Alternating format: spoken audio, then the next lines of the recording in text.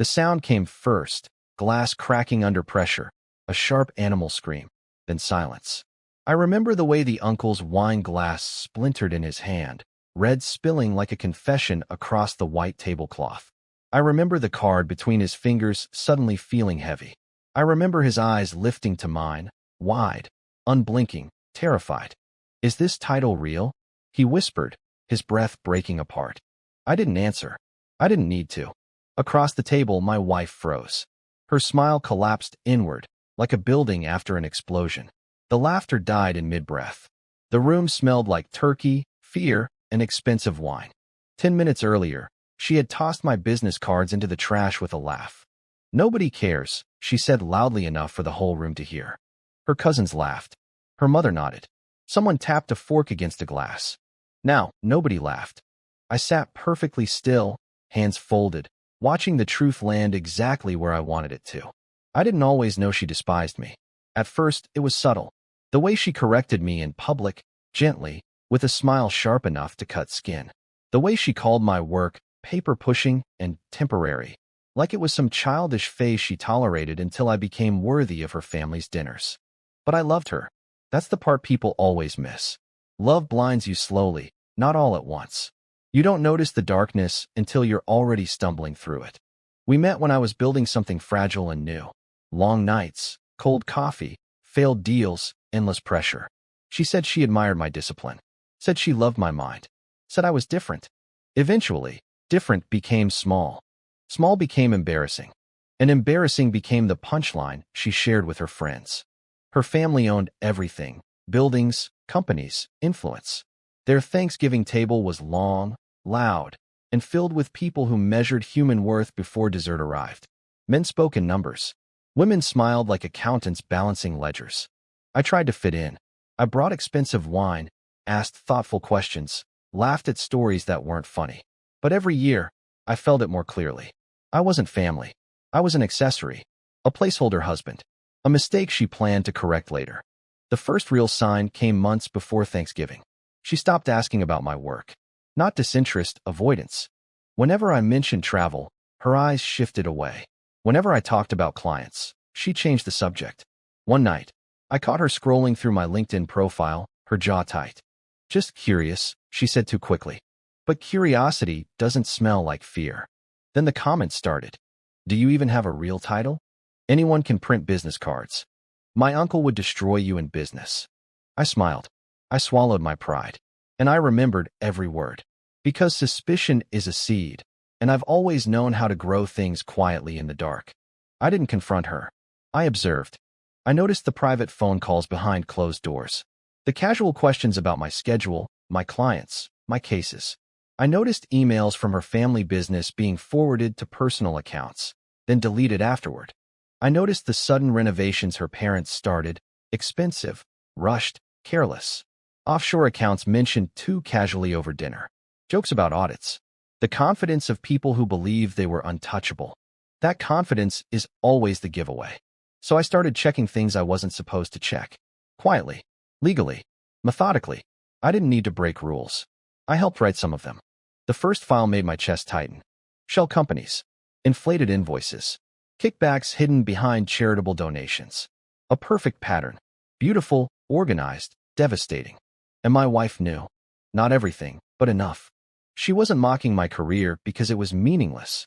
She was mocking it because it was dangerous. The night I found proof connecting her directly, I didn't scream. I didn't cry. It was just an email chain forwarded one too many times. Her name hidden in the metadata like fingerprints on a weapon. I sat in the dark beside her while she slept, listening to her breathe, and felt something inside me become very still. Pain burns. Betrayal freezes. By morning, I wasn't her husband anymore. I was a strategist. Because revenge isn't rage. Rage is messy. Revenge is architecture. I didn't expose them immediately. I let them keep building. I let them grow louder, richer, sloppier. I asked innocent questions during dinners and watched their egos swell. Then I ordered new business cards. Thick stock, clean font, no flashy logo, just one title. Senior Forensic Director, Federal Compliance, and M&A Due Diligence. Most people wouldn't understand it, but the right people would fear it instantly. I knew exactly who would recognize it. Her uncle, the quiet one, the man who drank too much wine and asked the smartest questions in the room. I timed Thanksgiving carefully. Enough evidence secured. Enough pressure built. Enough distance between me and the explosion. I didn't need to accuse anyone. I just needed to be seen. Before dinner, she found the cards in my jacket. "What is this?" she laughed. "Trying to impress my family now." I shrugged calmly. "Just business cards." She rolled her eyes and walked ahead of me into the dining room.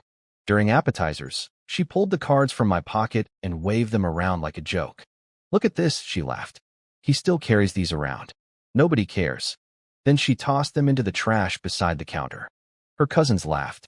Her mother smirked. I felt nothing, because the plan was already moving. Halfway through dinner, her uncle stood up from the table. Maybe for the bathroom. Maybe instinct pulled him there. I watched him stop beside the trash. Watched his hand hover over it. Watched curiosity win. He unfolded the card slowly. Read it once. Then again. And suddenly, the wine glass slipped from his shaking hand. The crack of breaking glass sliced through the room. When he looked at me, I didn't blink. "This title," he whispered. "Is this real?" I held his stare. Yes. The entire room shifted. Chairs scraped backward.